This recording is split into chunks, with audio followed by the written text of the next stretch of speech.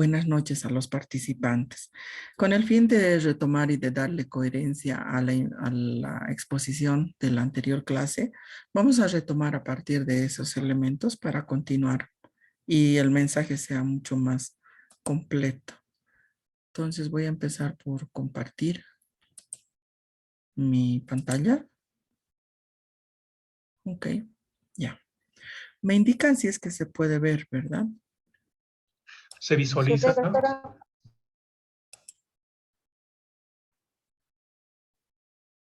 Ok, muy bien. Entonces, retomando, entre las etapas de la producción intelectual, habíamos visto que existen dos grandes momentos, que son los procesos previos y luego la producción de la obra.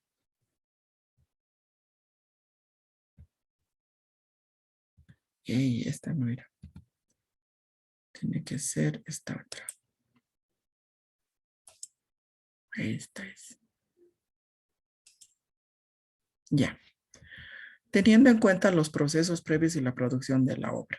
Dentro de los procesos previos, a mí habíamos visto ya en la anterior sesión, está la elección del tema, la planificación, la recolección de la información, el archivo de datos.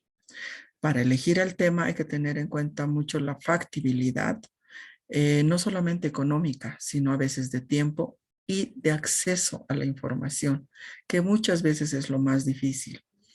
La novedad para escoger un tema, la originalidad, la importancia que tiene que tener para la sociedad esa temática, el interés, que es un reto personal, que se relaciona con la pasión que le puede poner uno a su trabajo, y la precisión en cuanto al tema. Los temas deben cumplir generalmente estas características. Solamente esa manera de retomar la anterior sesión. Dentro de estos procesos previos se sugiere hacer un plan inicial de los pasos que vamos a tomar en cuenta en nuestra producción de la obra. Ya puede ser un artículo científico, un review y otro. Los esquemas de contenidos que vamos a tomar en cuenta para tener un orden en la exposición, sobre todo cuando escribimos. Vimos también algunas consideraciones. No es lo mismo escribir para una revista especializada en el área científica que para divulgación de público en general y otro tipo de consideraciones que se realizaron. Se recolecta la información por medio de la detección de la información, fuentes primarias, fuentes secundarias y fuentes terciarias. Consultar a personas sobre la bibliografía o las mismas, el estado del arte de lo que vamos a escribir. Cuando vemos ciertos autores que se repiten en las citas, quiere decir que esos autores son los considerados autores claves, autores clásicos en la investigación.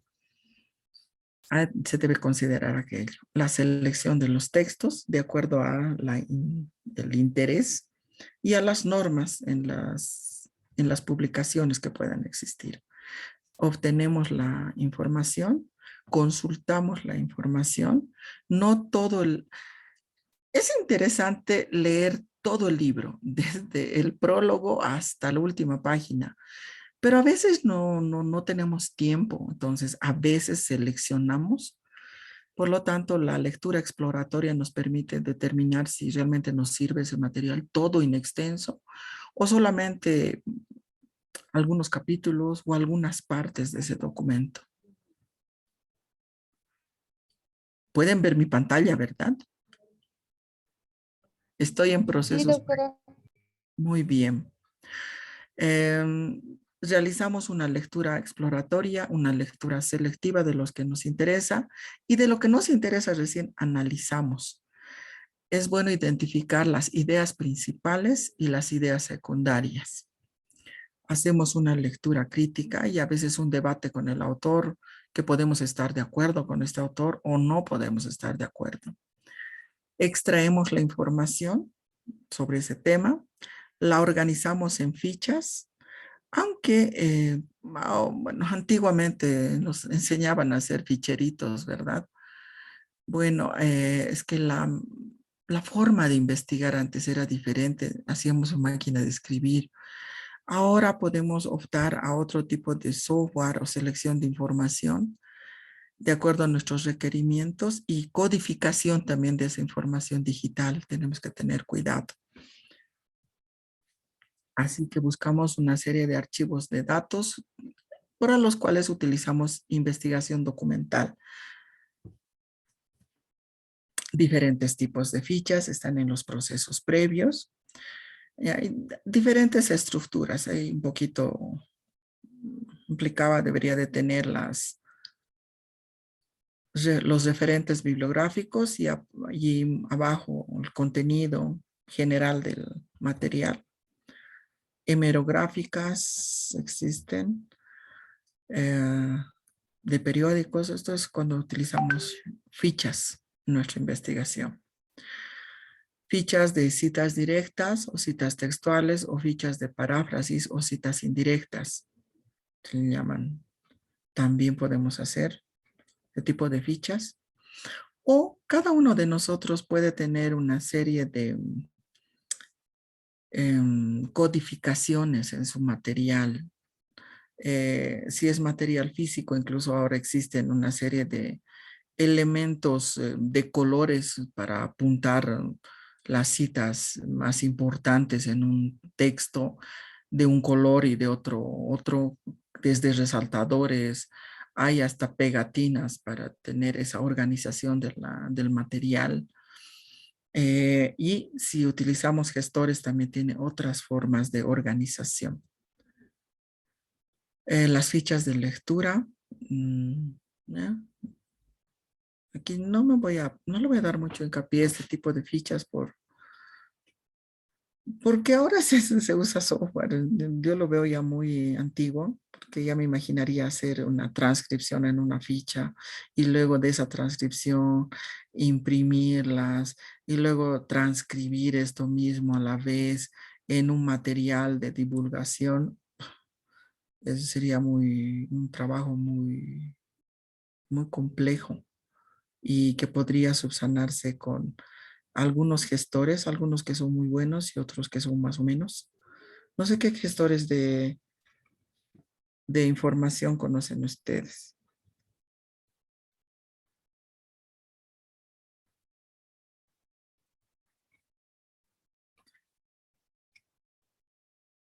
Inclusive alguna vez alguien me comentó que algún docente les había dicho que tienen que utilizar este gestor y no era precisamente el ideal para hacer su trabajo. Dije, primero que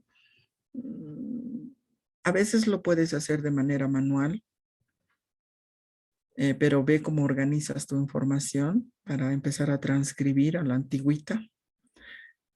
A veces utilizas el gestor de Word, que no es lo ideal, porque es tan simple y además no tiene otras características de adecuación.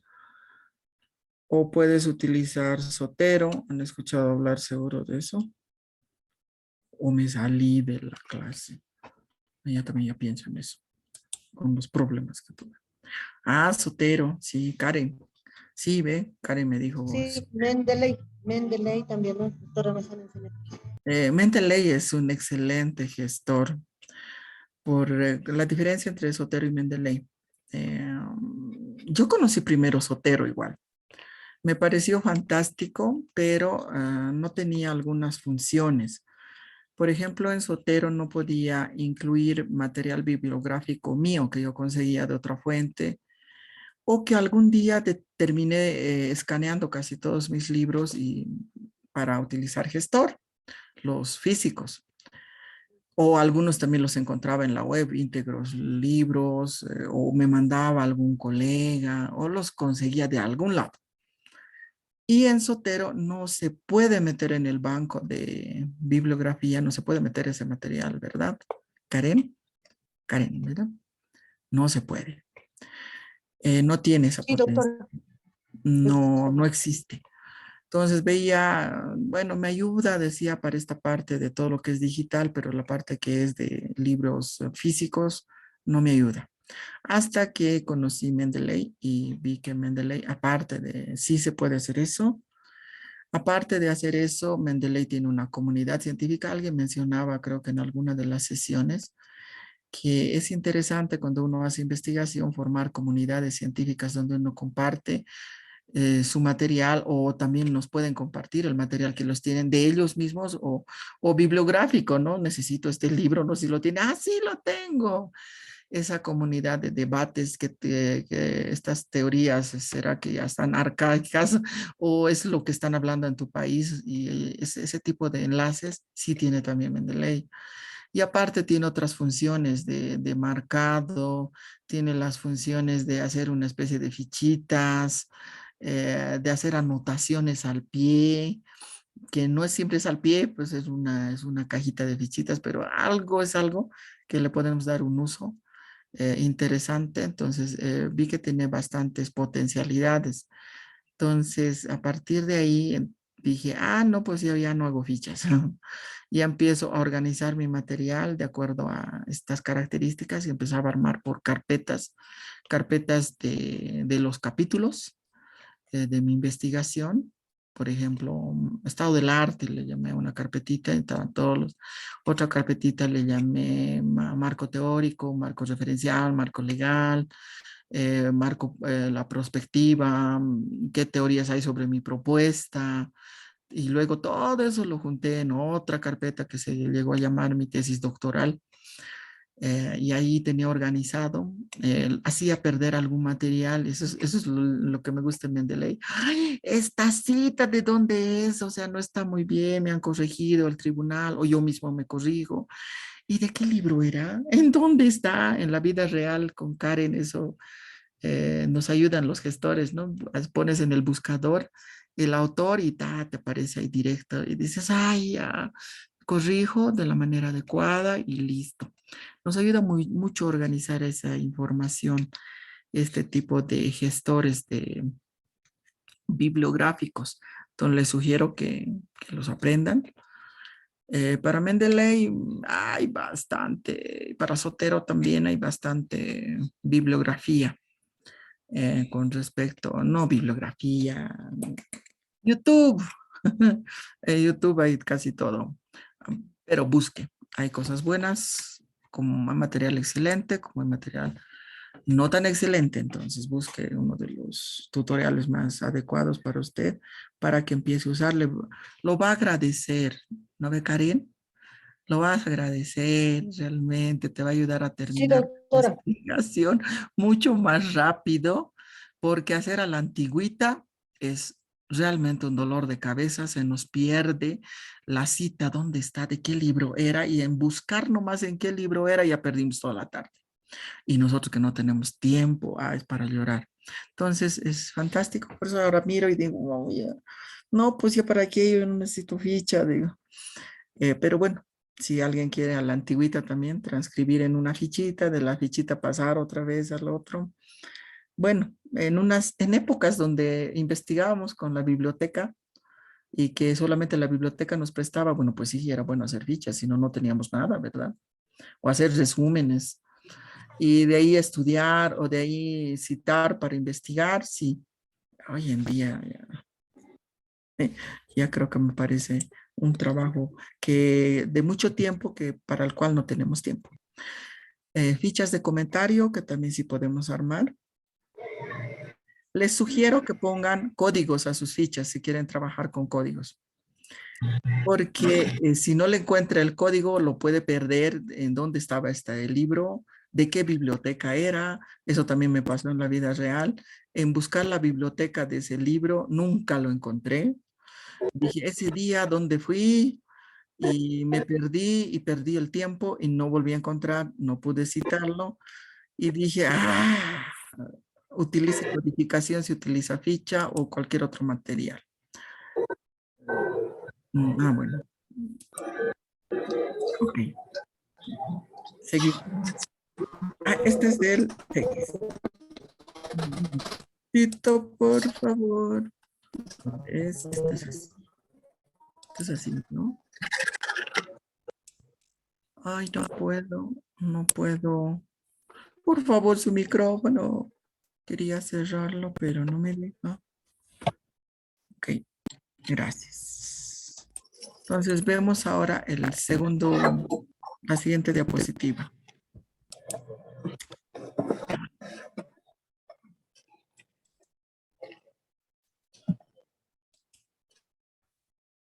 Aquí está.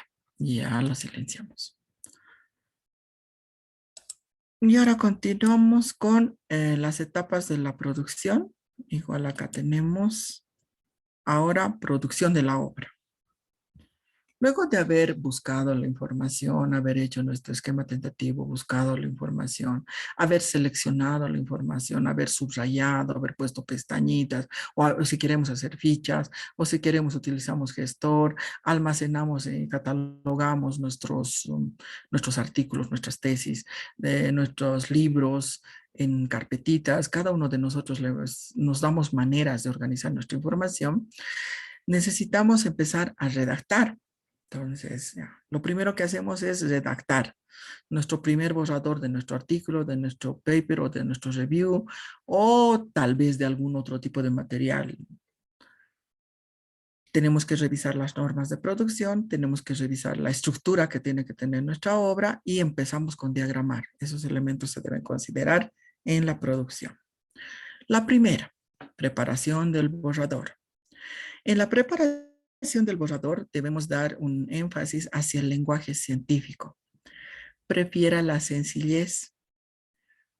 No trate de utilizar siempre las oraciones compuestas y yuxtapuestas y subordinadas cuando desarrollamos ideas. En vez de ayudarnos a que los demás entiendan lo que estamos escribiendo, no nos ayudan. Así que utilice la sencillez, preste atención a la sintaxis, tenga mucha cautela con las metáforas. El lenguaje científico generalmente no usa metáforas.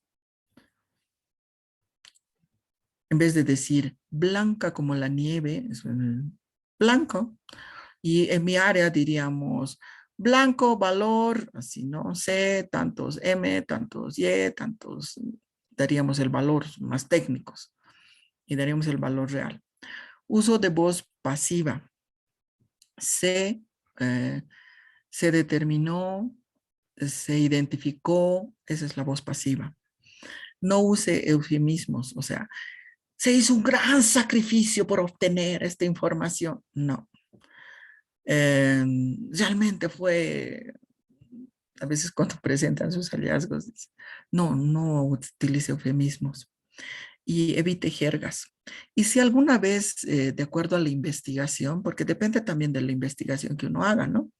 Si hacemos un análisis de discurso a través de, digamos, de una comunidad underground de la ciudad de La Paz, bueno, vamos a tener en los discursos que elaboran estas personas de esta comunidad, vamos a tener bastantes jergas. Y alguien me dirá, pero si el objeto de estudio de mi investigación es ese, obvio, depende de la investigación.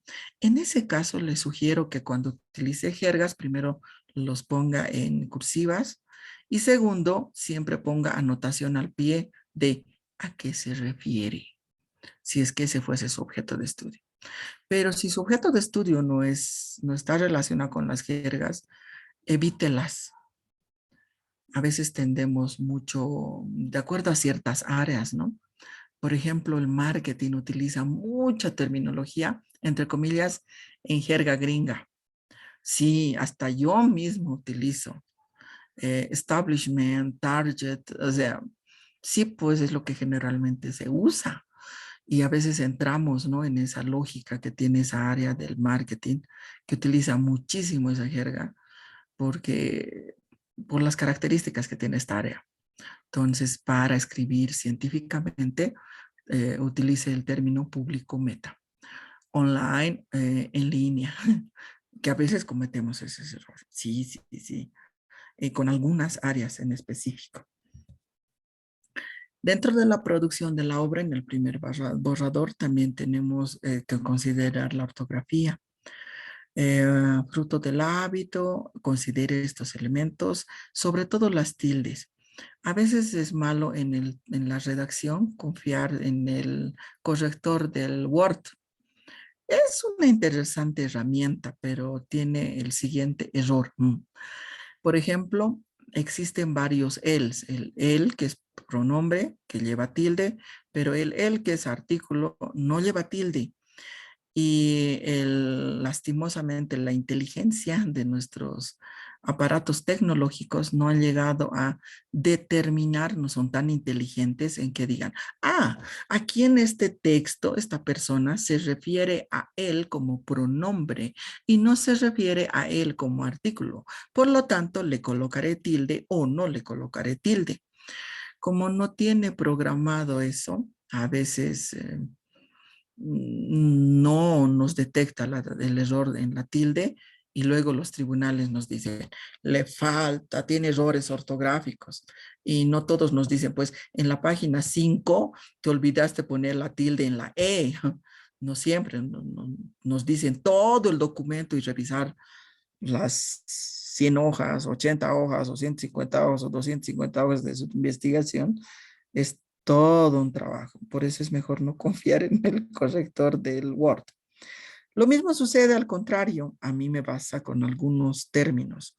Si en su base de datos no considera que es una palabra conocida, lo detecta como error.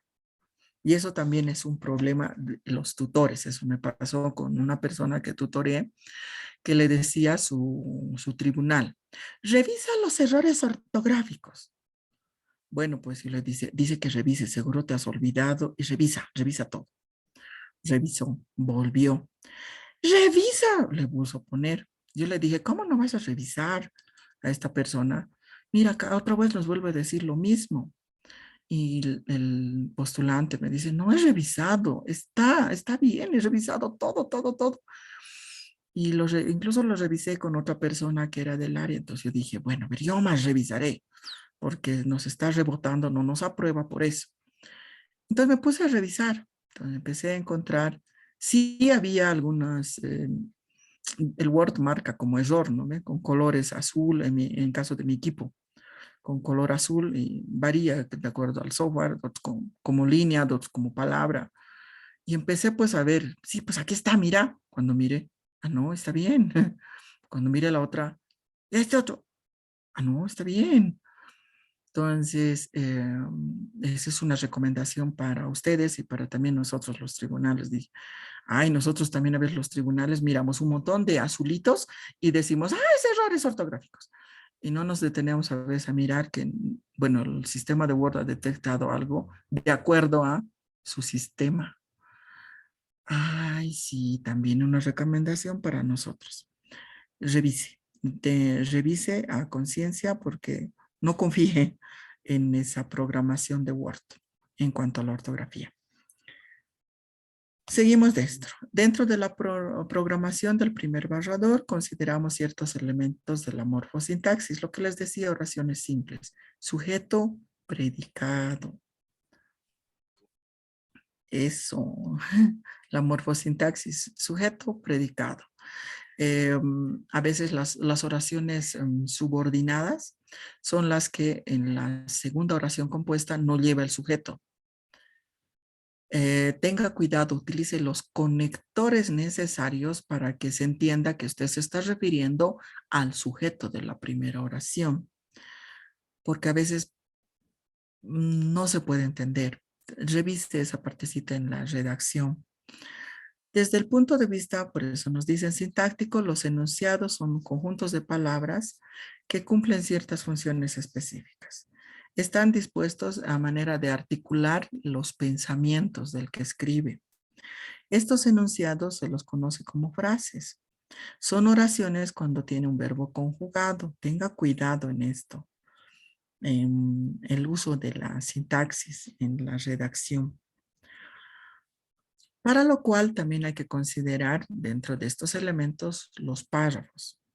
Los párrafos son un conjunto de oraciones que están articuladas temáticamente. Y eso es cuando hacemos nuestro índice tentativo, nuestra planificación.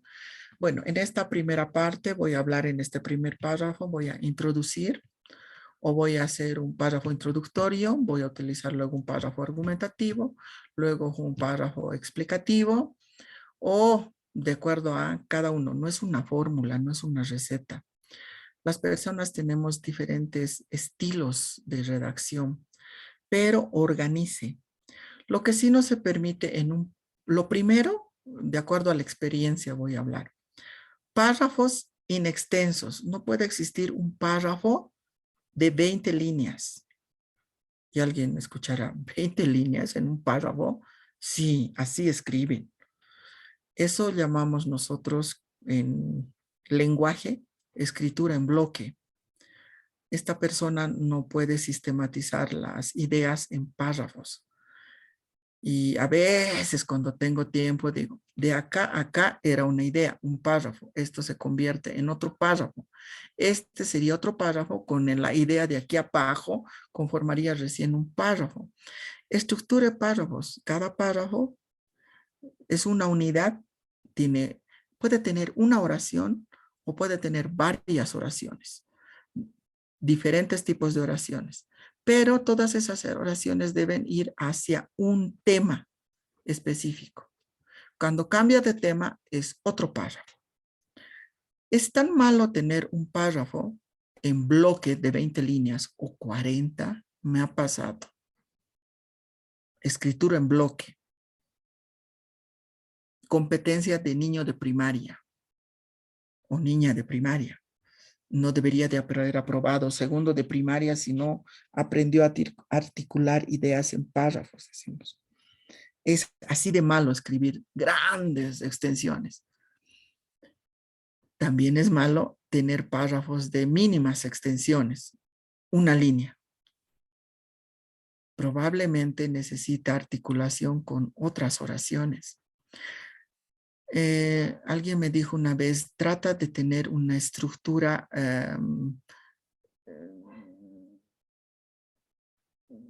digamos, entre 4, la siguiente puede ser 5, la siguiente puede ser 5, la siguiente puede ser 6. O sea, tiene que haber una armonía en espacio entre los párrafos. No puede existir un párrafo de 10 líneas y después un párrafo de 2. Estéticamente no se ve bien. Y seguro si leemos en ese de 10, deben estar 3 párrafos y el que está suelto seguramente apoya a uno de los párrafos que estaba ahí arriba. Entonces articule los párrafos. También se revisa. Indistintamente mandamos un mensaje equivocado, decimos, y está postulando para doctorado y no puede articular ideas de manera básica. Ese mensaje estamos mandando cuando no revisamos la estructura de los párrafos. Esta articulación se da por relaciones lógicas en la unidad del sentido de lo que vamos a escribir. Las cualidades de un párrafo deben ser las siguientes. Deben estar ordenados. Consiste en colocar la idea en el lugar correspondiente. Ahora, dentro de esta idea también existe su propia estructura de oraciones. Así es, de lo pequeñito a lo mayor. Estamos hablando de oraciones primero en la anterior, ideas simples, pero en el párrafo unimos las ideas que hablan sobre un mismo tópico en un párrafo. Ya queremos trabajar otro tópico, es otro párrafo. Automáticamente es punto aparte. Y las ideas hay que articularlas. No podemos ir volviendo atrás, adelante. En los párrafos también. Como sucedía en las oraciones, no puedo utilizar oraciones que hablan con el sujeto de la oración que está primera y yo estoy en la oración quinta. La gente no va a entender lo que he escrito. Lo mismo sucede con los párrafos. Si en la primera estoy hablando de blanco, en la segunda voy a hablar amarillo, en el tercer párrafo voy a hablar verde, no puede seguir un párrafo amarillo otra vez. O sea, ¿qué ha pasado? Debe haber una articulación. A no ser que en mi redacción hable de contrastes entre amarillo y verde. Amarillo, verde. La siguiente, análisis de amarillo contrastando con verde. El siguiente párrafo, análisis de verde contrastando con amarillo. Entonces no estoy saliendo del amarillo y verde. Termino todo de debatir amarillo y verde, recién paso a morado. Y luego de hablar de morado, hablo de azul. Y ahí otra vuelta amarillo. No, pues se supone que tenías que haber terminado la idea en el lugar de los amarillos para darles una idea de más o menos de la lógica de la redacción. También debe tener claridad. Redacte las ideas de tal manera que el lector las entienda en su totalidad y cabalidad. Los términos, los enlaces. Tenga mucho cuidado. A veces nosotros tenemos la culpa de que el tribunal no entienda lo que queremos y por lo tanto no nos apruebe, no nos dé visto, no nos dé paso a defensa porque no ha entendido lo que le queríamos escribir. ¿Y por qué no ha entendido? Porque no hemos sido claros, porque no hemos ordenado nuestras ideas. Sea preciso. Cuidado que le falte una palabra o un término que no complete la idea. O una oración que parece que ahí no corresponde, pero que nosotros sabemos sí corresponde. Entonces falta un nexo o falta una frase que complemente y le dé sentido a todo el párrafo. Debe haber fluidez, la continuidad en la exposición. La fluidez se relaciona mucho con el orden. Debe haber una secuencia lógica. Cuando uno lee, está hablando de esto, pasamos a esto y luego esto. Pero la mayoría hace unos copy-pegues de diferentes elementos sin coherencia. Luego nosotros leemos, decimos, no he entendido, que vuelva a hacer. Entonces no tenemos que hacer eso con nuestros tribunales. Para que ellos nos den paso, deben entender muy bien lo que hemos redactado. Y no siempre es la gran cantidad de ideas, a no ser también que hay personas que necesitan exponer y argumentar mucho sus ideas. Por eso es que personalmente yo no soy la persona que nunca digo, cuántas, siempre me preguntan desde pregrado hasta posgrado, hasta mis tutoriados, ¿cuánto hago? Depende, le digo, es que hay personas que se extienden en su argumentación mucho y ellos podrán hacer su tesis de 200 páginas. ¿Quién les va a decir que no? Porque necesita exponer muchas ideas a la vez y argumentar sus ideas y sostener sus ideas. Por ahí tiene esa necesidad de sostener esa argumentación. Y otros tal vez que tienen una forma de redactar de tal manera que podrán hacerlo en 50, 60 páginas o 80 páginas. Fantástico, eso depende de la manera en que uno articula con cabalidad todo el trabajo, pero que deba estar todo lo que tiene que estar en la cantidad que usted necesite que esté. Ahora, solamente a veces doy parámetros, generalmente digo, lo hacen en esta cantidad de hojas, pero depende mucho del tipo de redacción y de argumentación que maneje el postulante. El nivel también. No es lo mismo trabajar con un postulante a doctorado que con un postulante a pregrado. Entonces, eso también condiciona los mismos niveles de argumentación a veces. O a veces el de pregrado se extiende sin sentido. De acá a acá no tiene nada que ver, saque, borre, y de acá esto se conserva y a veces con pena miran y dicen, ay, me costó recopilar todo eso.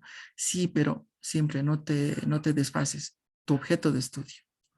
Si te estás queriendo salir de tu objeto de estudio, no sirve. Tu objeto de estudio. Tu objeto de estudio determina si tiene relación esos elementos. Entonces tiene que haber una fluidez en la redacción para entender. Seguimos con el párrafo. Estructura de un párrafo. En un párrafo deben existir una idea principal y una o varias ideas secundarias. Las ideas principales son las que expresan la información básica del párrafo. Y el chanchullo, desde que fui estudiante y que nunca falla, es si esta frase, esta oración, la sacamos del párrafo y volvemos a leer sin esa oración, ya no se entiende nada, ya pierde sentido. Entonces esa era la idea principal de ese párrafo. Pero si al sacarla, el párrafo sigue teniendo sentido y es comprensible, Resulta que esa era una idea secundaria, no era la idea principal. Entonces, en un párrafo debe haber una idea principal y puede haber una o varias ideas secundarias. ¿De cuántas depende? Depende de la redacción, del estilo de redacción que tengan las personas, la cantidad de ideas secundarias que van fortaleciendo esa idea principal. Algún chanchullito también. Generalmente, las ideas principales son citas textuales o citas directas en nuestro documento. Y las ideas secundarias se convierten en parafraseos cuando nosotros extraemos de otro autor.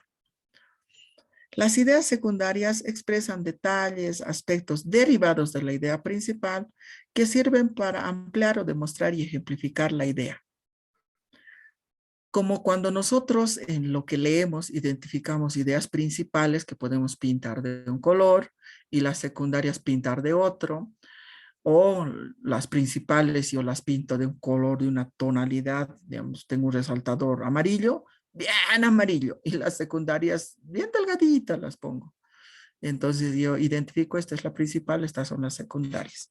De las principales, cuando redacto, saco cita textual. Y de las secundarias empiezo a unirlas en otro párrafo y las convierto en parafraseos, los cuales puedo mezclar con mi análisis completamente y no hay problema. Lo mismo que cuando leemos, cuando nosotros redactamos, tenemos que hacer lo mismo. Debe haber ideas principales y debe haber una idea principal en cada párrafo y una o varias ideas secundarias. ¿Se pone primerito la idea principal y luego las secundarias? No siempre. Depende del estilo de redacción, porque hay varios estilos. Hay otros que empiezan con las ideas secundarias y rematan con la principal. Hay otros que introducen con una idea secundaria, colocan la idea principal en el centro y siguen fortaleciendo con ideas secundarias esa idea principal. Depende de la estructura. ¿Cuál estructura a usted le gustará? ¿Con cuál usted se sentirá más cómodo para hacer su trabajo? Utilizará. Y entonces todas esas estructuras, repito, en el siguiente párrafo, en el siguiente, no. En el siguiente puede utilizar otra estructura y en el siguiente otra. Y a eso me refiero con el estilo que tenemos cada uno. Le damos más énfasis a uno, menos énfasis a otros. Y vamos teniendo una mezcla de estilo en nuestra forma de escribir. Por eso es que a veces, una vez me pasó con una señorita que bueno, no era su tutora, me dice, por favor, me lo puedes revisar, me dice, esta partecita necesito presentar. Bueno, le dije, no, tenía que hacer horas, esas veces, esos años de clases presenciales. Bueno, tengo tiempo, le dije. Listo, empecé a leer. Dije, pues, lapicito, ¿me prestas? Sí. Papá, dije, me miraba. De acá a acá era lo que escribió un autor. Esta parte de acá mezclaste la idea de otro autor. Así, le hiciste un copy-pegue de 3 párrafos de uno. Estos 2 pertenecen a otro. Esta parte de aquí abajito me parece que pertenece al primer autor. Así que has hecho una melcocha de varios autores, un plagio así medio chistoso, que para cuando leo, les decía, parece un Frankenstein porque leo la idea de uno, el estilo de un autor, que luego se repite 2 hojas más atrás. Mientras tanto hay el estilo de otro autor y el estilo de otro y se nota que le has hecho un plagio. ¿Y cómo se dio cuenta? Sin ir a plagiarist, como me dicen, ¿no? Algunos colegas, para revisar hay que ir a plagiarist. No necesitas, se nota la legua cuando plagian, porque las personas tenemos estilos al redactar y nuestros estilos son únicos. No hay nadie igual que nosotros al escribir. Y si uno sí es inteligente va a poder detectar rápido, dices, esta forma de escribir, de argumentar que tiene, y aquí tienes otro estilo, completamente diferente. Y acá tienes otro estilo.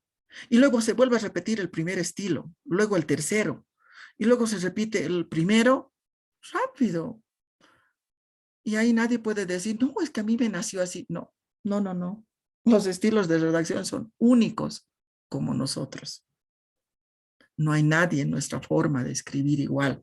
Por eso es que les digo, no hay recetas. Yo no les puedo decir, primero esto, después esto y luego sigue esto. No, porque varían los estilos. Las personas escribimos con nuestra tónica y le vamos dando ese énfasis e incluso en la selección de los tipos de párrafos que vamos a ver dentro de un momento. Pues tenga mucho cuidado. Cuando se lee, aquí es un plagio de esto, esta plagio de esto, sin llevar a ningún plagio de esto.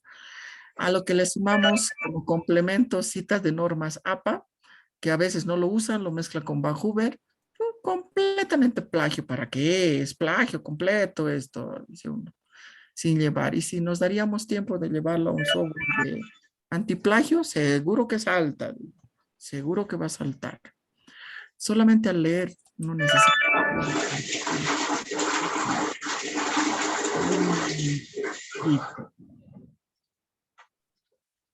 Marcelino. Ya. Bueno, a todos, creo que no me escuchan algunos. No llamo lista, así que ¿para qué poner su nombre? No tiene sentido. Me indicaron eso en el doctorado. No se llama lista. El asistente, por eso grabamos por las situaciones que existen en los programas. Ah, ok, no hay problema. Así que ¿para qué saturar el chat con los nombres? Funciones del párrafo. La primera función. La exposición de un solo asunto es el párrafo. Y luego tiene que tener una unidad cada una de sus oraciones. Si una oración no se relaciona con el otro, creo que es otro párrafo. Bájelo. O relaciónalo con el párrafo que le corresponde a esa oración que a veces está colgada sin sentido. Y dos funciones tiene. Expone una idea completa y todas las oraciones complementan esa idea. Esa es la función del párrafo. Seguimos en el primer borrador. Hay que considerar los tipos de párrafo. Existen diferentes tipos de párrafos. Podemos utilizar, son 4 tipos de párrafo, pero el párrafo de desarrollo tiene 6 diferentes a la vez. Así que vamos a ver cada uno de los tipos de párrafo para redactar. El primero, el párrafo introductorio. Como su nombre dice, presenta la temática al lector.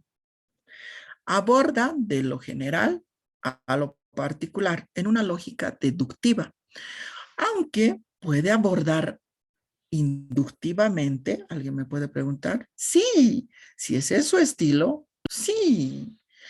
O puede hacer en una lógica de diamante o de zigzag, le diría yo. Como vengo de un área, mi profesión se basa en la escritura. Nosotros tenemos que saber escribir muy bien, así que redactamos una serie de documentos desde los guiones, así que nosotros creamos en estructura piramidal, como nos dice acá la sugerencia, en estructura pirámide inversa, en estructura de saltos de tiempo, las películas, ¿no? Que va y que viene, que esas hay que saberlas hacer para no confundir al que ve nuestra película o a nuestro lector. Hay que saberla hacer y si no la sabe hacer, evítela, decimos nosotros. Así que puede hacer en pirámide simple o pirámide inversa. Puedo empezar de lo general a lo particular, entonces empiezo de la pirámide inversa, o sea, las teorías generales y empiezo y termino en lo general. Si recuerdan la anterior sesión, la anterior les hablé un consejo para sus marcos teóricos. He empleado esta misma lógica, de lo general a lo particular, que es una lógica deductiva. El paradigma, las teorías de rango medio, teorías específicas y las teorías técnicas. Una lógica deductiva. Pero alguien me diría, ¿puedo hacer al revés, empezar por lo específico y terminar? Bueno, no hay ninguna regla que diga que no. Pero sea claro, yo le sugeriría que en su párrafo introductorio coloque eso. Por si el tribunal no le entiende o el lector no le entiende, usted colocaría.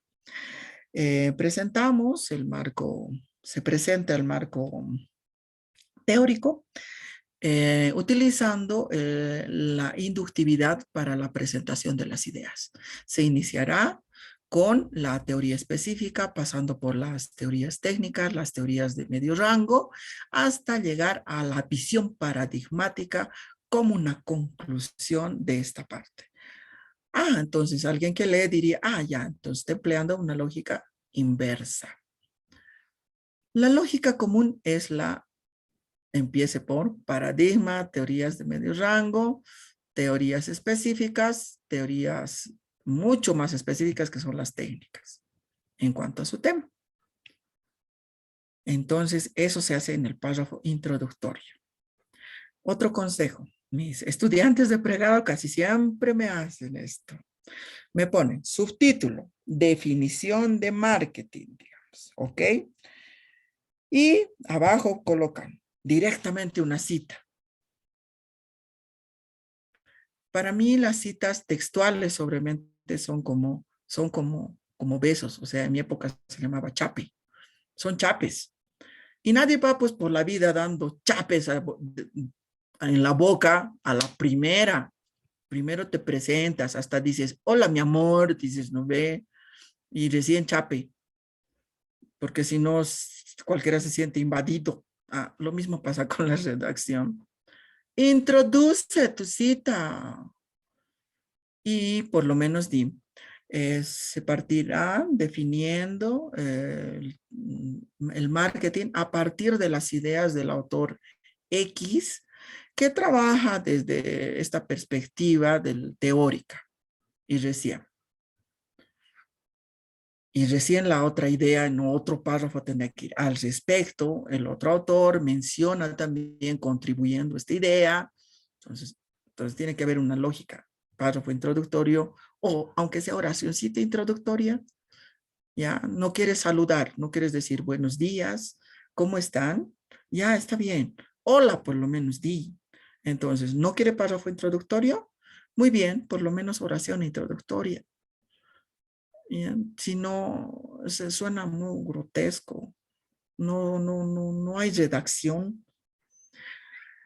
Donde sí debe haber párrafo introductorio es al comienzo de los capítulos. Les sugiero.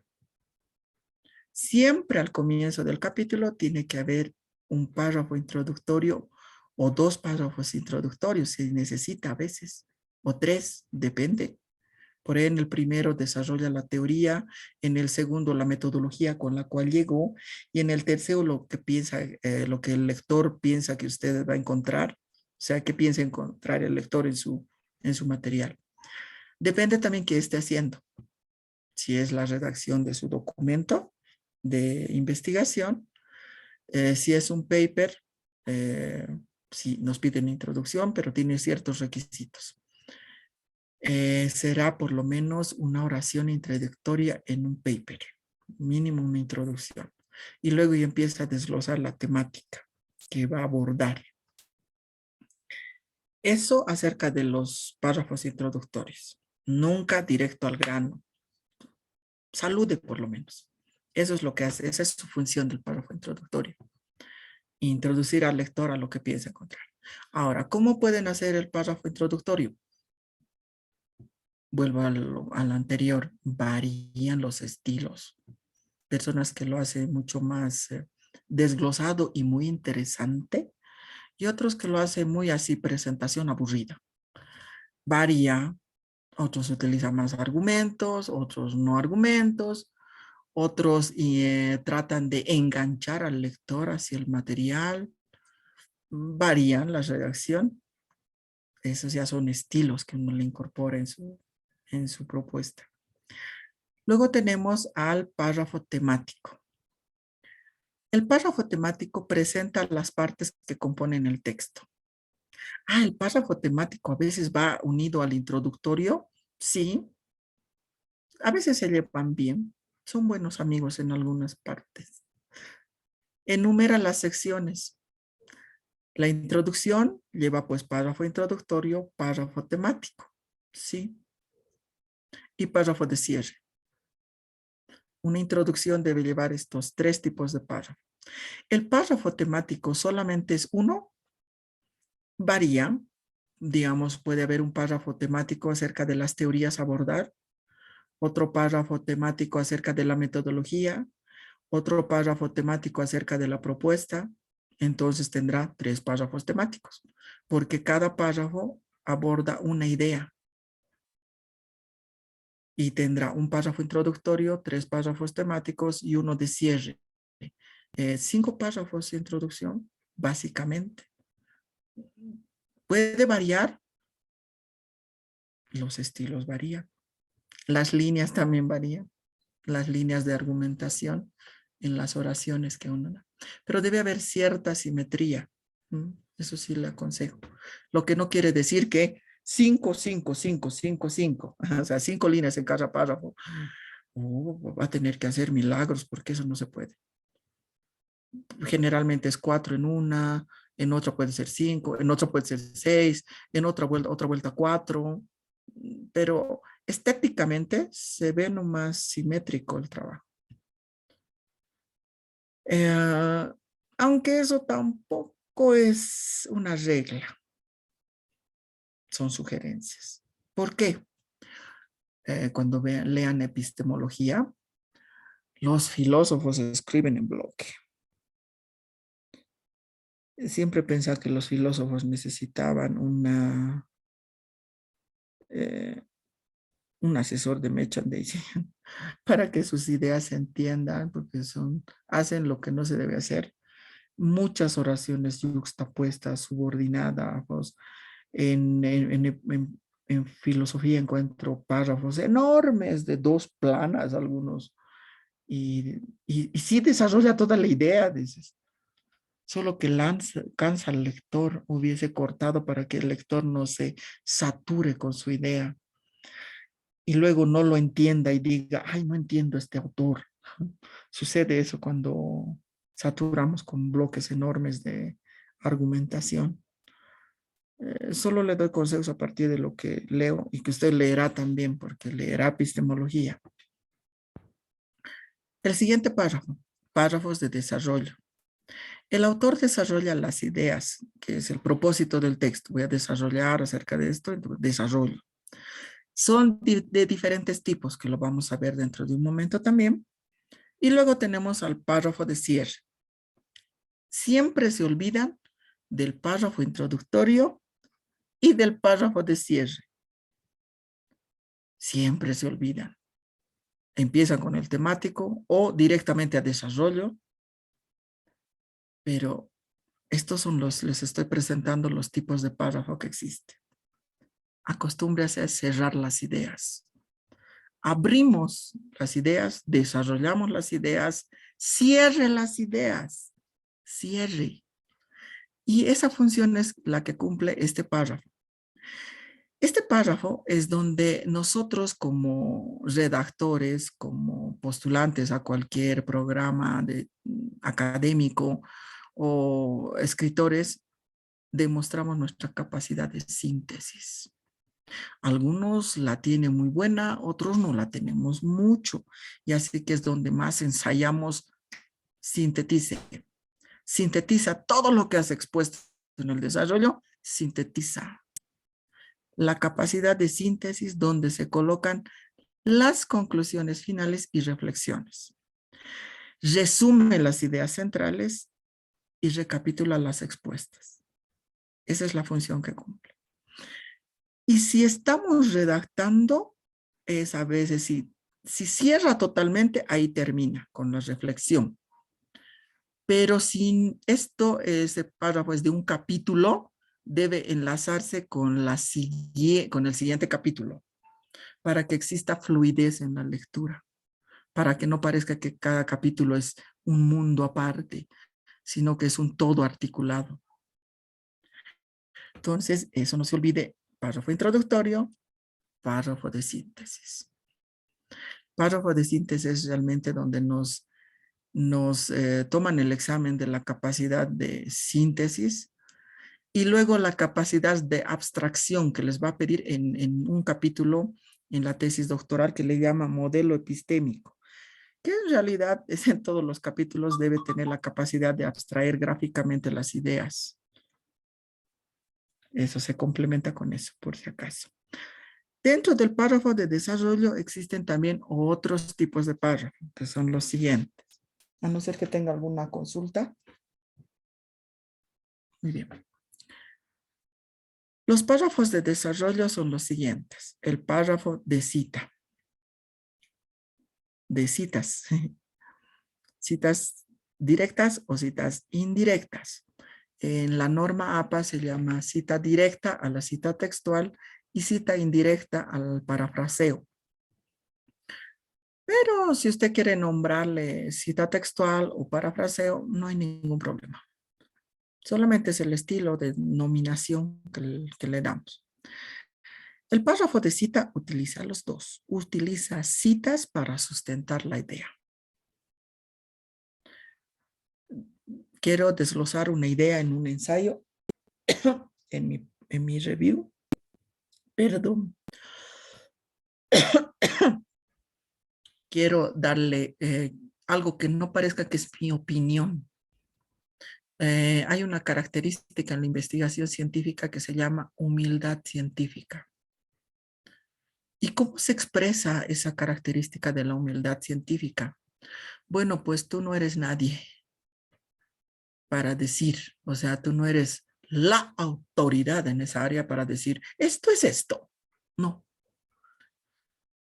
Pero sí quiero desarrollar mi idea, quiero proponer, sí. Entonces dices, esto es esto, basándonos en el argumento de tal, el argumento de tal, el argumento de tal. Por lo tanto, necesitamos párrafos de citas. Nos sirve para sustentar nuestras ideas, para que no parezca que es algo que se nos amaneció, que es una idea loca que tenemos, sino que la comunidad científica está por esto. Por esta idea está girando. Estas son las nuevas revoluciones, los nuevos pensamientos que deben hoy tratarse. O sea, argumentamos con citas. No soy el único loco en este planeta, es en otras palabras. Varios estamos buscando una revolución científica acerca de esta área. Eso es el mensaje indirecto que mandamos con este paro. Lo que se les aconseja, no se olvide, introduzca la cita, coloque la cita y no se olvide el comentario. Hay algunos que introducen la cita. ¡Qué bien! Digo. Coloca la cita, ya sea cita textual o parafraseo. Muy bien. Y el comentario se olvida. El comentario es tu interpretación. Es donde tu idea va girando y analizando a partir del argumento también del otro. Que también a ti te parece que es tu argumento, que es lo que tú estás visualizando en el fenómeno como novedad. Tiene que haber ese comentario. Caso contrario, va a aparecer un collage de citas. Cita, cita, cita, cita, cita, cita, cita, cita. Y comentario, nunca. Ahora, esto es una fórmula, alguien diría, no siempre, porque puede algún otro estilo, puede introducir una temática. Y luego utilizar citas que sostengan eso.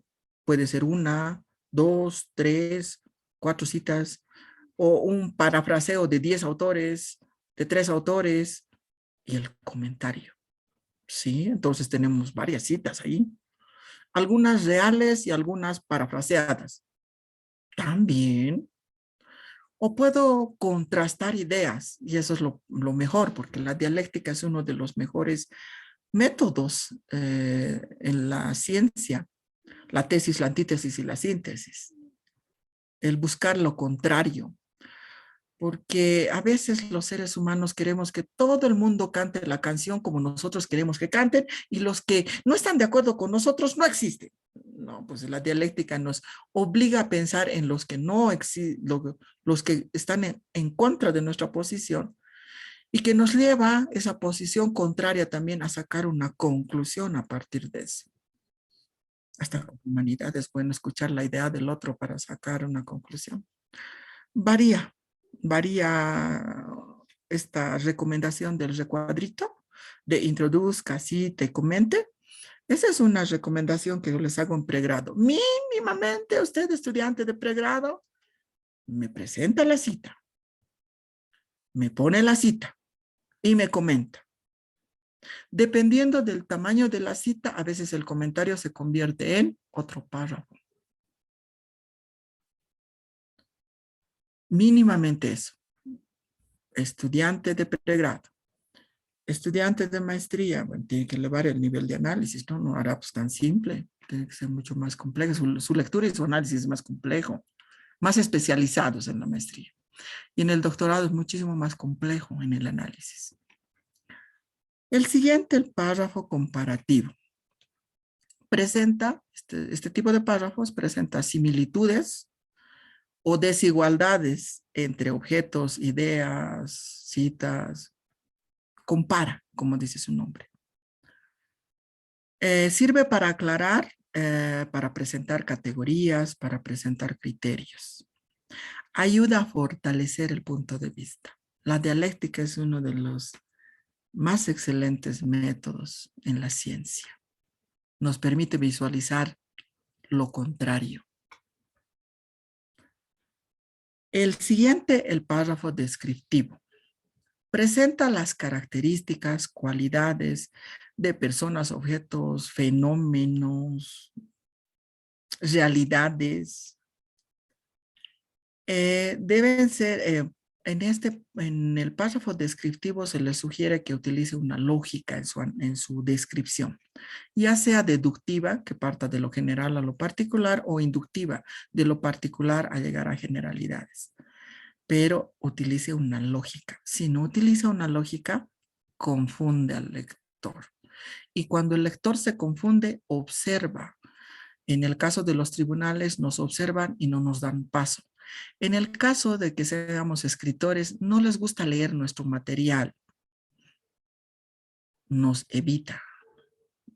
Pero siempre no nos va bien si no tenemos una lógica en nuestro trabajo. El párrafo argumentativo, como dice su nombre, nos ayuda a sustentar las ideas. Se lleva muy bien con el párrafo de cita y se lleva muy bien con el párrafo comparativo, porque a ambos le permiten sustentar las ideas. Puede hacer su argumento deductivamente o inductivamente. ¿O puedo emplear otras? Sí, hay varios estilos. Sí, hay otros estilos de argumentación también. Por ejemplo, a la argumentación dialéctica, como lo que les hablo, sí, es interesante. O puede usted encontrar otro tipo de lógica en su argumentación también. Pero tiene que haber lógica, que no debe ser un desorden. Si confundimos al lector, no nos va bien. El párrafo contraargumentativo, siempre argumentos contrarios para negar la veracidad o validez, ya sea de la cita, ya sea de la idea, ya sea de la comparación. Es bueno. Inclusive en el capítulo que, bueno, no sé qué le llaman, el análisis de resultados, le llaman marco práctico, le llaman otros lados, diagnóstico, le llaman otros lados.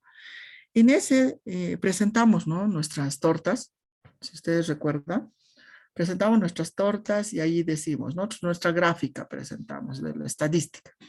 50% son mujeres, 50% son varones. Y ahí dice, ese es mi análisis, dicen algunos. Yo les miro y digo, no, ¿qué es análisis? Eso no es ningún análisis. Lo único que has puesto en texto, lo que se ve en el gráfico. Pero análisis, eso no es. Para que sea análisis, sería interesante que contrastes con datos similares de otros estudios. Es la visión del otro. Y a veces la visión del otro es similar a la nuestra. ¡Ay, qué bien! Viene a encontrar lo mismo que nosotros. Interesante. No, decimos. A veces no encuentran lo mismo. Y ahí decimos, bueno, pues por algo debe haber contrastación con teoría. Y luego recién nuestra argumentación. Esa es la manera de presentar los datos.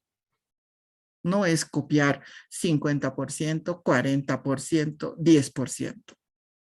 Ahí me dicen, ese es mi análisis. Eso no estás analizando. Lo que estás haciendo es copiar en literal lo que está en la gráfica. Lo ideal es que presentes tus datos ¿Qué es eso? Los datos de otros, la teoría que sustenta ambos datos o los contrarios o que te ayuda a ti a sustentar esa contrariedad.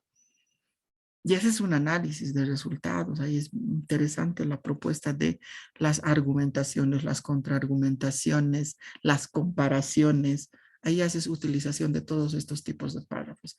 Y obvio, tu trabajo va a ser mucho más completo y en su lectura. Ayuda a solidificar la idea, refuerza la crítica. El párrafo conceptual. El párrafo de citas, de acá el rosadito, nos ayuda a identificar la cita y el conceptual es una posición personal del investigador. Presenta, lo que primero hacemos para tener el conceptual, presentamos la definición de algo que es de otros autores, son las ideas de otros autores, directas o indirectas, ¿ya? Para entender esto, creamos conceptos. Nosotros en el trabajo se entenderá conceptualmente esto. Y aparte, a partir de la definición, pero con el análisis que nosotros hacemos, contrastando con la realidad observada. Entonces, esa es la creación conceptual. Cuando tenemos claros los conceptos en nuestros trabajos, aseguramos la precisión y calidad de nuestra exposición. Entonces ahí tenemos los diferentes tipos de párrafos que deberíamos de tomar en cuenta para redactar el trabajo científico. Algunas ideas de cómo los autores utilizan en función de las citas. Las citas que son las que están entre paréntesis son las de autor entre paréntesis y las otras las que les llaman las de narrativa, le llaman, cuando el autor está fuera del paréntesis. Y algunas ideas de cómo las utilizan. Esto un poquito ya está ingresando a normas APA. La cita textual corta, que debe ser de menos de 40 palabras, eso nos dice la norma. Y la cita textual larga, que puede ser más de 40 palabras. Lo único que se les recalca, cada una de esas de más de 40 palabras, realmente son tan importantes, que para que sea una cita larga. Pero si encontramos, como en este ejemplo, nos podría alguien marcar, en la historia de bla, bla, bla, bla, bla, hasta política educativa. Pero aquí yo le diría, en primer lugar, saque. No aporta nada. Ese es su análisis del otro. Así que esta idea era mejor cortarla. No tendría sentido. Cuando necesitamos cortar parte de eso, y eso cuando leo, miro, digo, esta persona quiere ampliar su trabajo. Y lo único que demuestra es que no lee tampoco ni lo que cita. No puede determinar ideas centrales. Y no puede redactar de una manera coherente para complementar con parafraseos. Y así no utilizaría citas tan largas, porque esas citas largas son bien excepcionales, cuando cada una de las palabras de esa cita son importantes. Cuando no son importantes, se pueden convertir en parafraseos, puede darle su interpretación, o extraer la cita directa de la parte más importante y el segundo convertirlo en parafraseo. Y ahí se evita de citas largas y demuestra que usted sabe exponer las ideas y sabe argumentar las ideas y redactar. Entonces es mejor de esa manera. En las normas de producción del primer borrador también ingresan, como les dije ya, diferentes normas. La más conocida y más utilizada es la APA hoy en día. En su versión 7 ya estamos. Existe Vancouver, ISO, Chicago. Lo único que se le sugiere es, primero, usted se adecua a la norma que utiliza la revista a la cual usted va a mandar su artículo o la institución para la cual usted está escribiendo. Y debe aplicar, revisar esta norma y aplica según las características de la institución que usted le solicita. Lo que no puede hacer es mezclar. No puede mezclar Vancouver con ISO, con APA, o lo que siempre hacen Chicago con APA.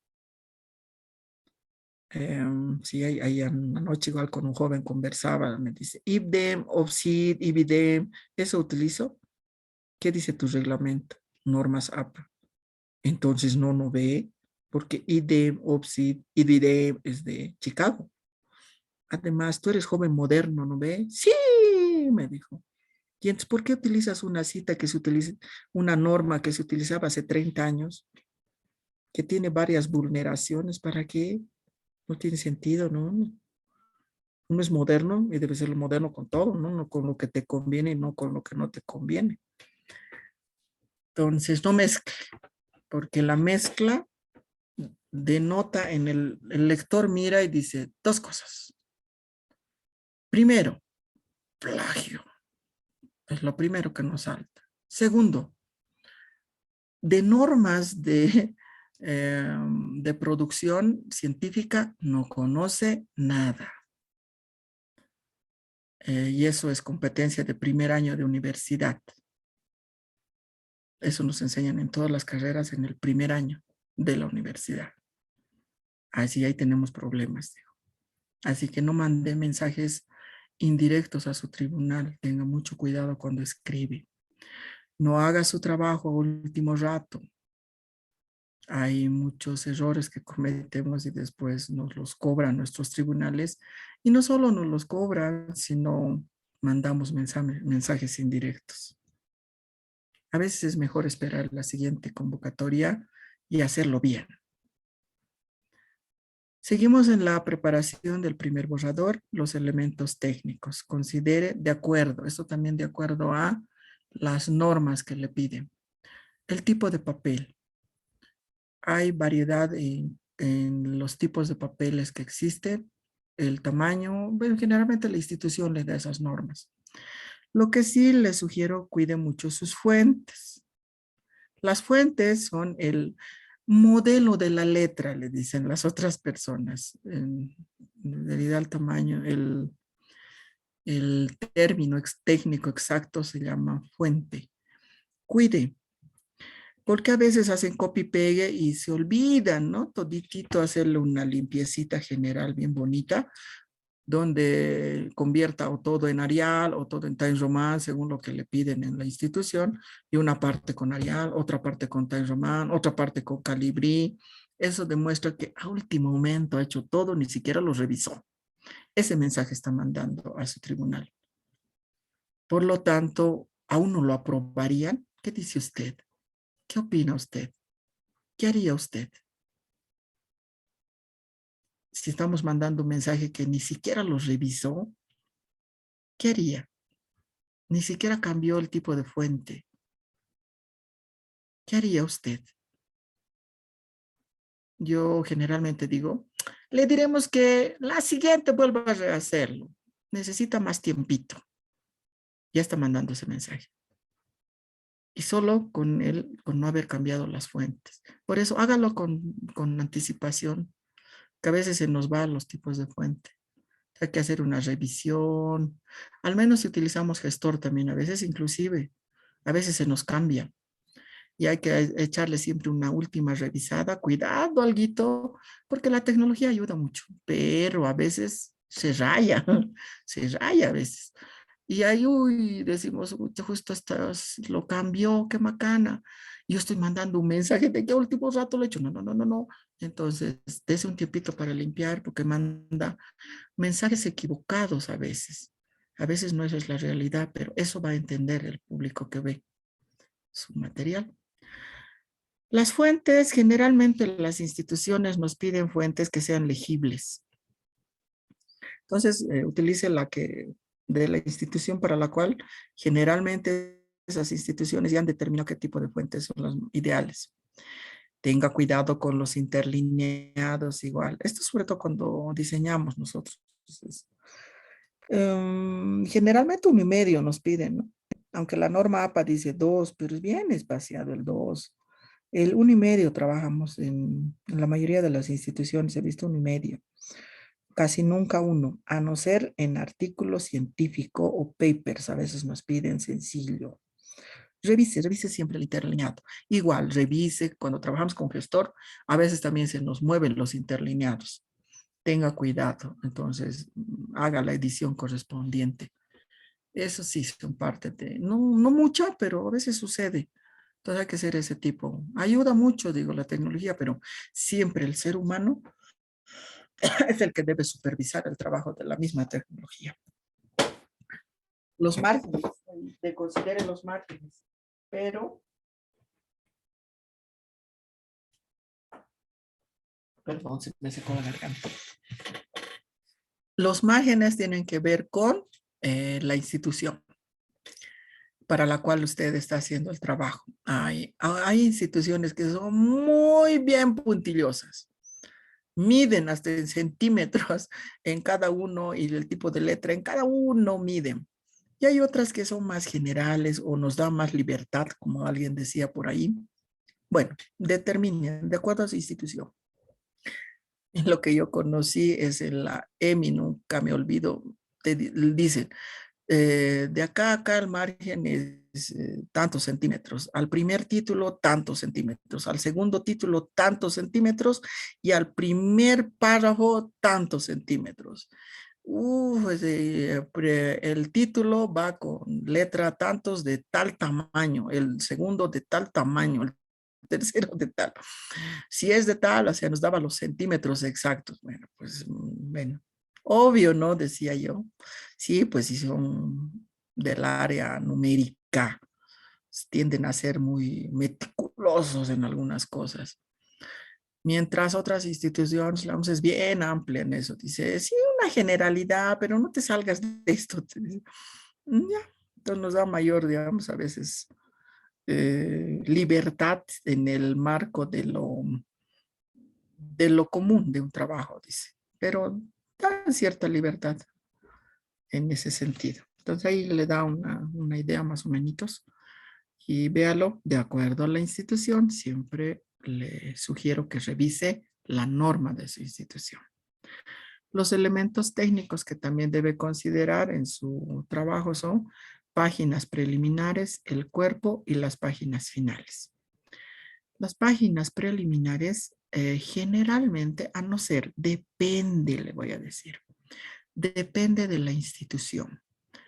Generalmente se lleva la numeración en números romanos, aunque hay algunas instituciones que dicen no, no coloque ningún número. Varía. Dentro de páginas preliminares se considera A, la portada, la anteportada, la dedicatoria, los agradecimientos. Algunas piden epígrafe, que son aclaraciones de los trabajos o algún tipo de ¿qué se llama? Referente, cómo se citará el trabajo en vez de epígrafe, piden otros. Varían las instituciones. Puede estar prólogo si piden, si no piden, no haga. Los índices y la introducción. A no ser que su institución le diga, no, la introducción se considerará en el cuerpo porque a partir de esta se coloca la numeración en números arábicos. Entonces la introducción está yendo a cuerpo. Entonces revise. Depende de la institución para la cual usted está escribiendo. Luego el cuerpo que está dividido o en unidades o en capítulos, en acápites o los subtítulos o los subacápites, como le pida la institución. Y las finales, que son las referencias bibliográficas, anexos y algún colofón o en nuestra área nosotros le llamamos una adenda de algo que pueda haber sucedido. El término tan se refiere a tal porque a veces nos piden una adenda en la defensa final, ya cuando todo está empastado. ¿No? Entonces a veces lleva en la última esa adenda y si no, no lleva adenda. ¿Debo tener dedicatoria de manera obligada? No, no siempre, no es algo obligatorio. Si quiere, lo dedica a quien quiera. Y si no quiere, no lo dedica. Lo que sí debe haber agradecimientos a las instituciones o personas que le han ayudado en la investigación o proporcionándole material bibliográfico, o lo más importante, haber dado la información de primera mano en el trabajo de campo, trabajo empírico. Ellos es el que hay que agradecerles. A ver, ¿alguien me escribió algo? Siguen con lo mismo. Siempre les digo y no me escuchan. No sé para qué me ponen sus nombres si yo no llamo lista.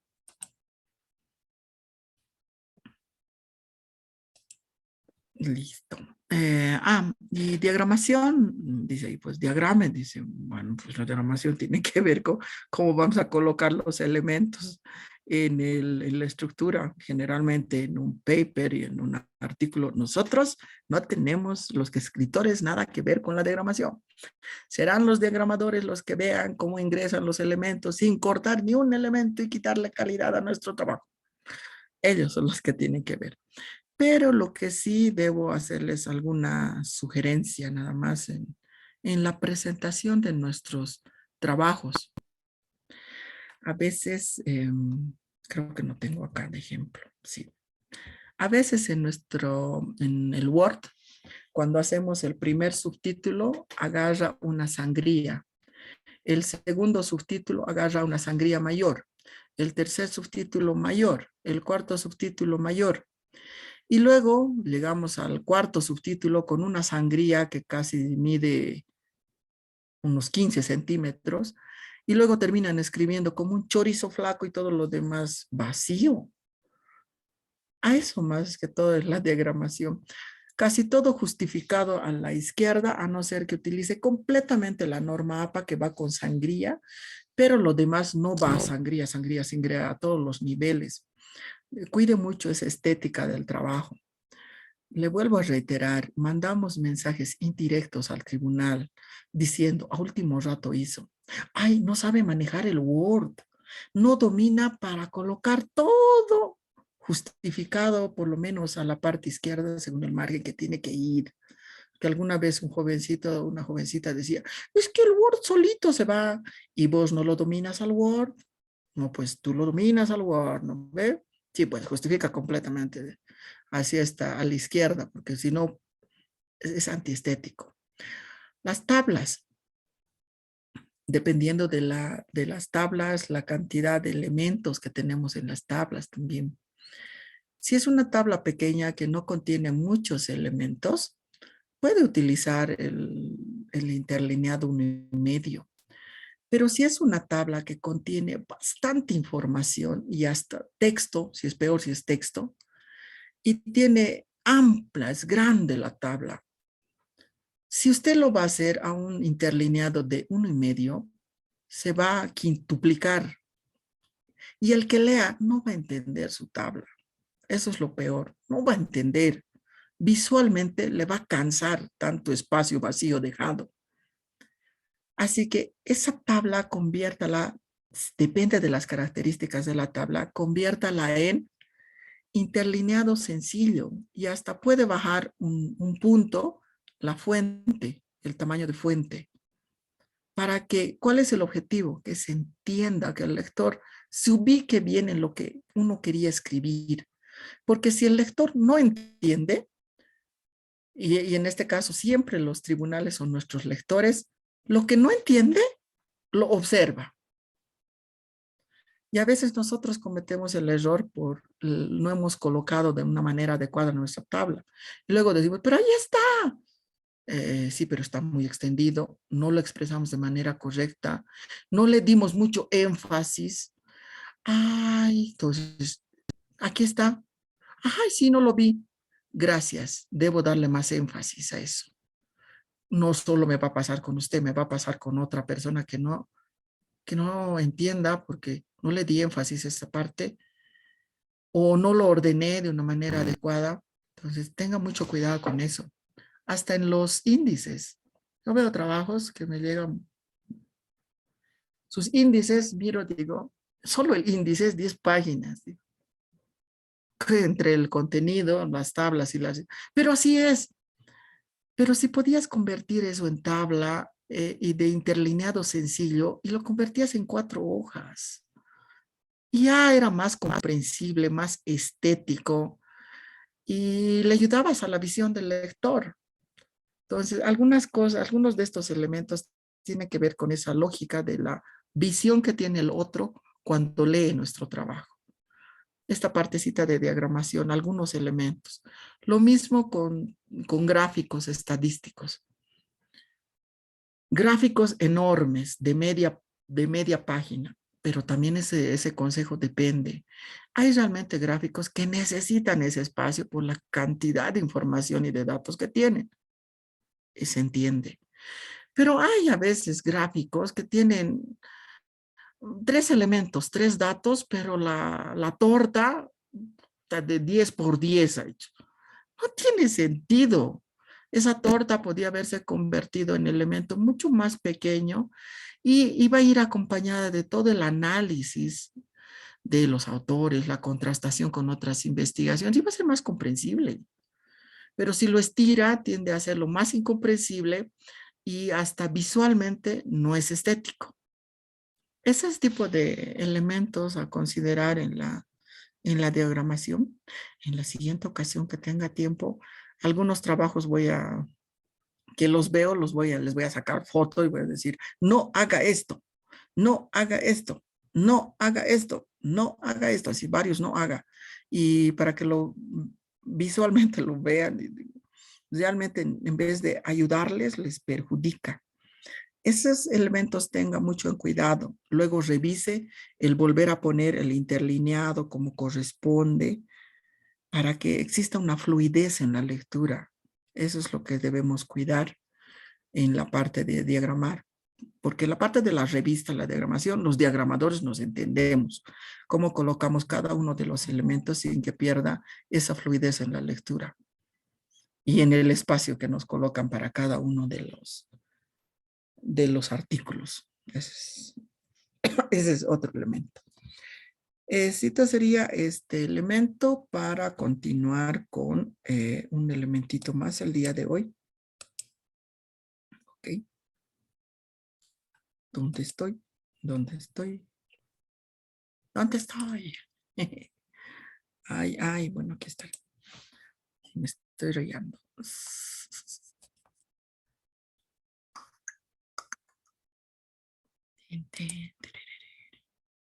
Un ratito, borraré esto.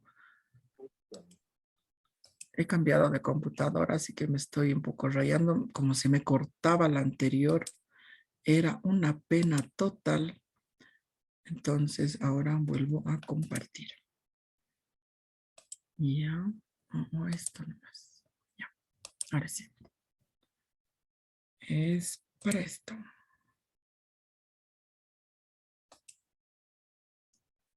Listo. ¿Qué pasó? A ver, un momentito. ¿Qué pasó? Se rayó esto. O esto es lo que viene.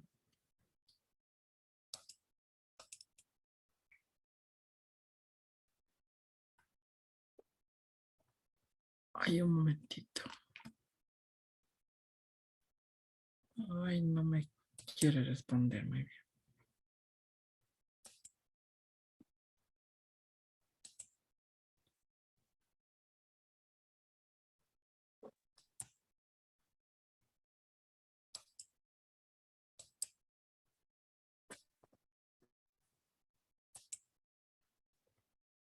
No, no, no. Esta es. Ya, esa sí la dejamos. Sí, se me está rayando una diapositiva. Ahora sí, recién voy a compartir un momentito. Un momentito, por favor. Ahora sí.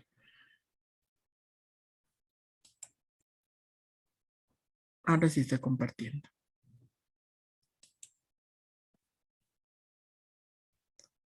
Seguimos con este otro elemento, ¿ya? Entonces, tomamos en cuenta la revista científica. A manera de repasar nomás este elemento para cerrar la última sesión con los productos de material, la producción de material didáctico que nos proponía el contenido. Eso tendremos el día viernes completamente. Entonces vemos revistas científicas. Entre las características de la revista científica están la revisión de pares en los documentos. Los artículos en las revistas científicas deben revisarlo pares. En el mejor de los casos, nuestros pares tendrían que ser especialistas en nuestra misma área, por ejemplo. Entre una de mis, de los conocimientos que tengo es que soy comunicadora. Cuando yo realizo algún material de comunicación, lo ideal sería que me revise otro comunicador para que entienda los términos técnicos, las teorías, los autores que tienen que ir en este material. Ese sería un verdadero par de revisión de la producción que yo hago. Porque al compartir la misma área, digamos, no puedo mencionar tal autor y tal paradigma y el otro no ubicarse, no asumir que es cierto, sino como es un par de la misma profesión, entonces podría dar un criterio de este autor no corresponde a esa cita, que a veces sucede, que a veces utilizamos cita de cita y resulta que el otro había citado mal o algo pasó en el interín y le hicieron decir al autor lo que nunca dijo. Entonces, un par de la misma profesión sí se percata de eso. Eso sería lo ideal. Y lo que hace es realmente esas revistas realmente de indexadas que tienen todas las características en nuestro planeta Tierra. Sí cumplen porque revisan pares de la especialidad y que son ciegos porque uno no sabe quién es, ni de quién está revisando, ni uno sabe quién les revisó. Entonces, lo ideal que sean de lo mismo. En nuestras experiencias, en nuestro territorio, lamentablemente, a no ser que sean de la misma especialidad y sea la revista, digamos, de comunicación, y los pares son todos de comunicación, entonces cualquiera que revise cualquier par ciego va a entender. Pero en otro tipo de producciones más generales, digamos, tratando de ser cuidadosa con los ejemplos, de otras instituciones donde hay varias áreas y revise un par ciego o un par, pues no es todólogo, va a asumir como si fuese buena la teoría.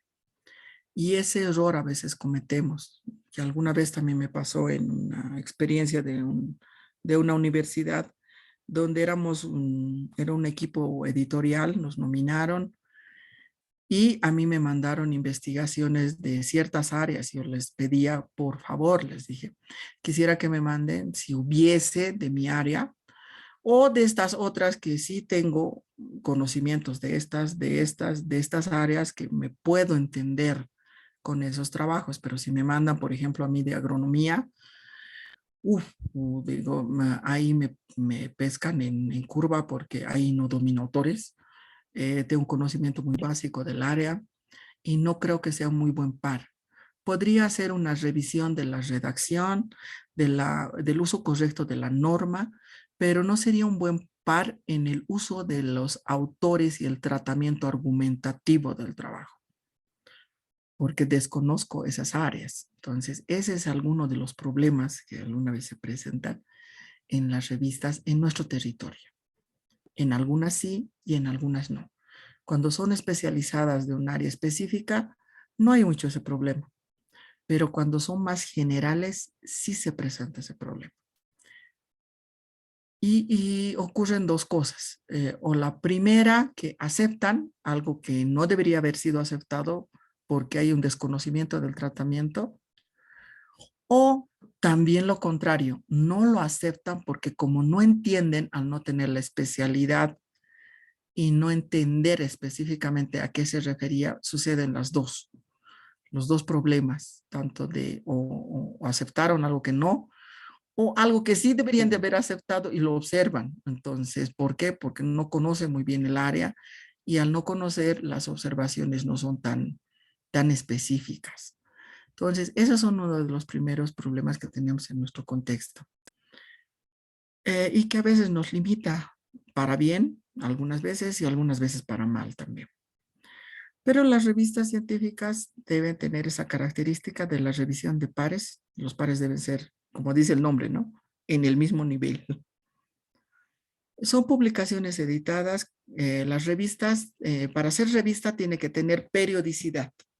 Y eso también en otra institución muy cercana a la nuestra, les decía, bueno, vamos a hacer una revista, ok.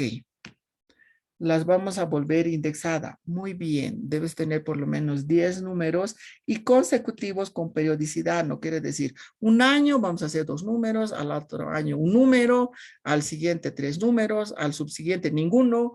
No, periodicidad determinada. Una al año y cada esta fecha 10 años por lo menos para que nos den paso a indexar. Algunas nos pedían. Entonces, eso, porque la revista tiene esa característica, la periodicidad. Si no hay periodicidad, no es revista. Puede ser otra cosa, pero no es revista. Entonces, esa es una de las características del formato revista.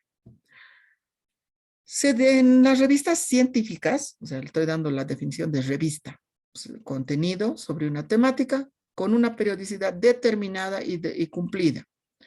Revista científica, lo mismo, pero ya con tópicos de la ciencia, donde se debe determinar bien el público meta, especializado, abierto a áreas, diferentes áreas, o de divulgación. Va a variar también la revista. En la mayoría de las revistas científicas, los trabajos, se presentan trabajos de investigación de un tema, de una disciplina, para gestionar y divulgar el conocimiento. Tipos de revistas científicas que existen: comerciales, institucionales y académicas. Comerciales son producidas por compañías privadas que han desarrollado un modelo de gestión. Ahí tenemos revistas propiamente establecidas en la web, en los repositorios que les mando. Hay revistas, ya están con su periodicidad determinada. Muchas de ellas comerciales. Por ejemplo, en mi área yo conozco Chasqui. Chasqui vende los productos desde, si no me equivoco, desde los años 70, cuando yo fui universitaria, ya existía Chasqui. Para nosotros por lo menos teníamos esas revistas que tenía suscripción la universidad donde yo estudié y revisábamos los artículos. Entonces había suscripción de instituciones o de personas. Ahora se convirtió la suscripción en web, ¿ya? Pero sigue, es privada, es comercial, pero a la vez tiene unas ciertas características también, es académica y científica, pero de tinte comercial, porque vive de eso, Chasqui. El autor paga, hay de diferentes tipos, donde los autores que escriben pagan, ese es un tipo, donde viven por suscripción o aportes, o donde hay suscripción de acceso libre, también. Ahí tenemos también algunas revistas donde nos permiten suscribirnos gratuitamente hasta cierto número o hasta cierto tipo de contenido y luego nos invitan a suscribirnos. Esas son de tinte comercial. Las institucionales son aquellas que están gestadas por asociaciones de investigadores, por instituciones que trabajan sobre una temática y que deciden crear una revista. Académicas son las que están editadas por instituciones de educación superior u otros organismos de investigación, cuyo fin es divulgación de la ciencia para el conocimiento, en realidad. Entonces, hay de esos tipos las revistas. Formatos hay en diferentes tipos de papel y de tamaño y digitales, donde se toma en cuenta la accesibilidad, el uso, la ergonomía o la adaptación de este material y la preservación, que hay por lo menos en dos, en impreso y digital.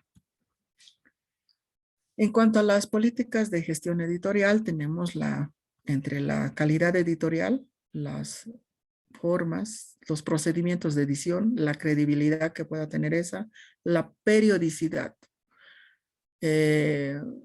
resta mucha credibilidad a una revista que publica en diferentes fechas, cuando le parece, a veces sí, a veces no.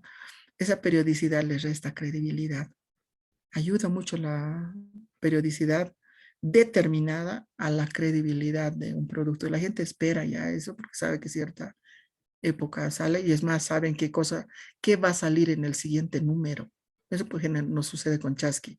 En el siguiente número, dice, se abordará la temática tal, donde ya se han mandado artículos, donde ya están en revisión y para publicación, y donde manda otro apartadito, dice, si usted desea escribir, nuestro número tantos, dice ya con los tiempos preestablecidos, trabajará esta temática.